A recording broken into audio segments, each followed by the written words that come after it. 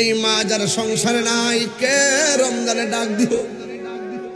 ওই বাবা যার সংসারে নাই কে ডাক দিব? একবার ডাক দেওয়ার পরে ডান কাত দিকে বাম কাতে গেছি, মা বিরক্ত হয় নাই। আবার চুলার পরে নামাজের মুসল্লা বিছাইয়া তাহাজ্জুদ করতেছে, রান্না করতেছে। আবার যায় আপনারা ডাক দিছে, বিরক্ত হয় নাই। এইভাবে মা 3 বার 4 বার ডাক দিয়া ঘুম থেকে উঠাইছে। ও পুত্রে উঠ উঠ, রোজা না রাখলে আমার আল্লাহর কাছে হিসাব দেওয়া লাগবে। এখন মায়ের সেই মধু মাখা ডাক শোনা যায় না। সেহরি টাইমে মার ডাক শুনে ঘুম ভাঙতো, এখন অনেকের সেই ঘুম ভাঙে।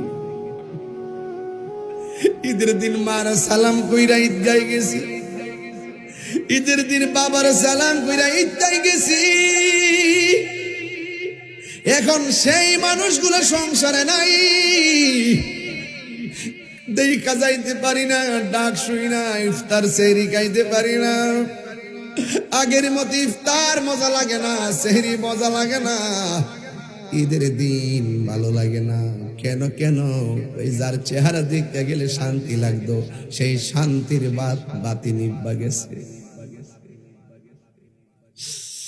এই জন্য আমার নবী বলছেন, লিসাইমে ফারহাতান, রোজা